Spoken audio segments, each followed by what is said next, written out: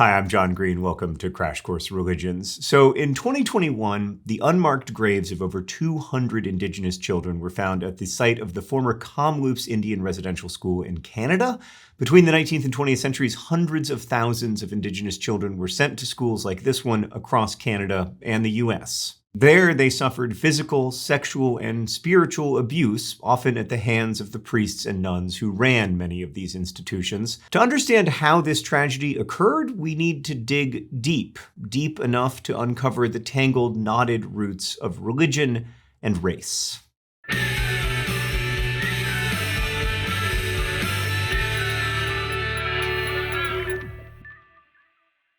So let's start with a simple but profound truth. Race is not inherently real. It's what we call a social construct, a category that came about as the result of humans doing that human thing we're so fond of, creating categories. Race is often defined by a person's skin color, behaviors, attitudes, geographies, demeanors, languages, and yes, even their religion. Throughout history, we've often assumed that race was a natural category, that it existed on a biological level even, and that it was also natural for societies to order themselves around race. People in power have found all kinds of ways to reinforce and often redefine what race is for the benefit of those power structures.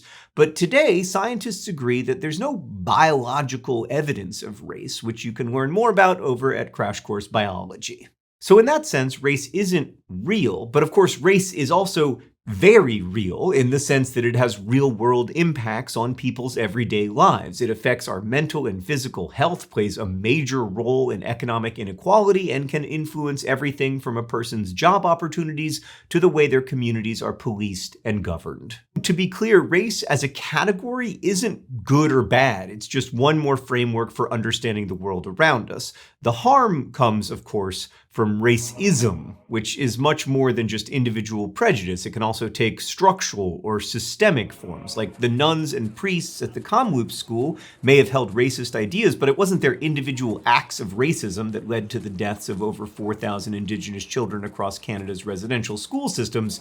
It was a racist power structure that removed those children from their homes and forced them into awful living conditions with very little oversight. These schools were often run by churches, most notably the Catholic Church, with the backing of the government. Children were forced to adopt Christian names, give up their traditional clothing and lifestyles, speak only English or French, and convert to Christianity, and if they didn't, they were often met with severe punishment. The idea was that Indigenous people in Canada needed to be rescued from their uncivilized lives and culture. That was institutionalized racism at work, supported by existing power structures that saw the, quote, Indian race as inherently inferior to the, quote, white race. Which, of course, just to state the obvious, was ridiculous for a number of reasons, not least of which that there was no Indian race before white Europeans colonized the Americas. The people who lived in Canada and the United States belonged to numerous tribes and nations and belief systems, but white settlers racialized Indigenous people into a single collective group, essentially creating a race by acting as if these hugely diverse groups were all the same because they had similar skin tones and, shared a continent. Throughout history, people have also wrongly racialized others with different skin tones. American Muslims, for example, are often perceived to be part of a single hereditary unit, a single race, despite hailing from all over the world, identifying with every race and speaking languages from every corner of the globe. The country with the largest Muslim population is Indonesia. The 5th largest is Nigeria. The 19th largest is China.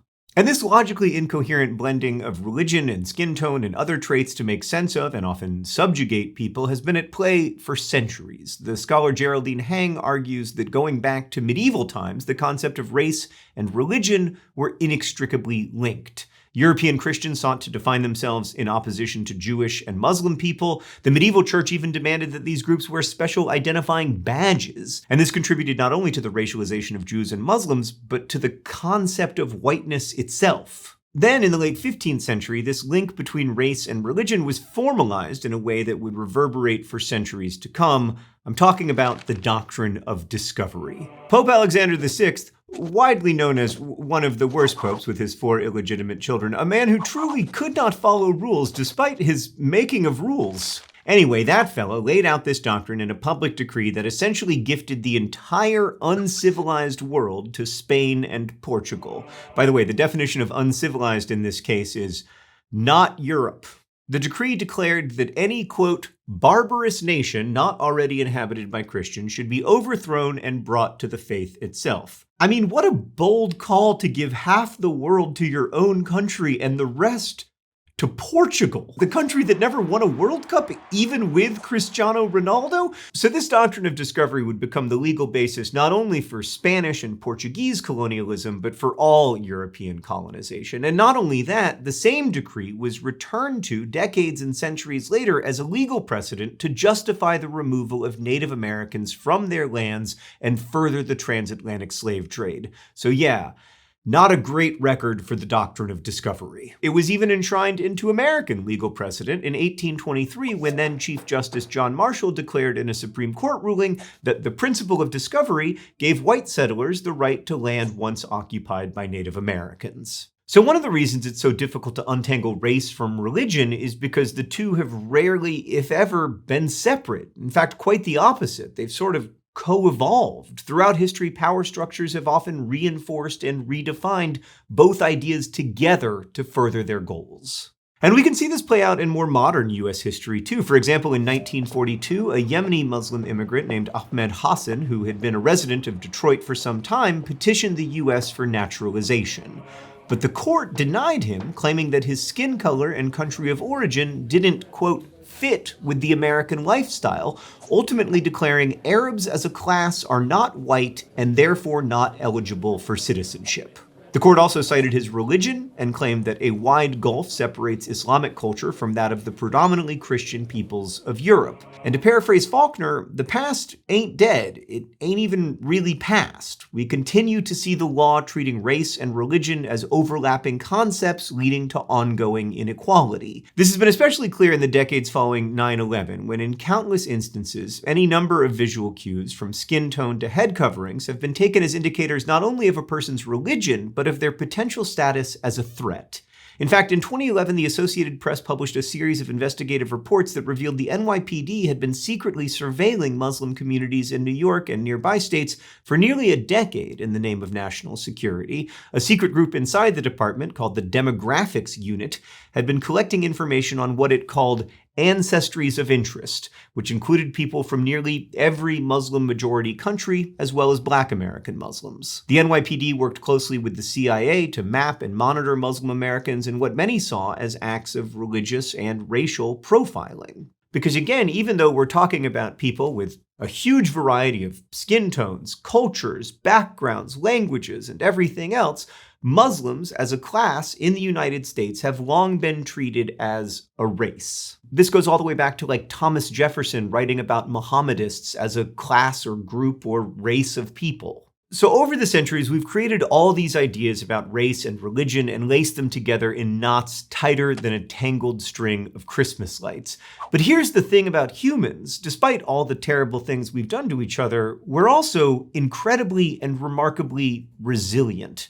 In 2015, the National Center for Truth and Reconciliation in Canada took up the task of gathering stories and historical documents related to the country's residential school system and its treatment of Indigenous people. The U.S. followed in 2021 with the Federal Indian Boarding School Initiative, citing the discovery of Kamloops' unmarked graves as the spark for creating it. The goals of both groups are to not only bring awareness to an often forgotten piece of history, but also to heal intergenerational trauma and help restore the dignity that was taken from Indigenous peoples in Canada and the US.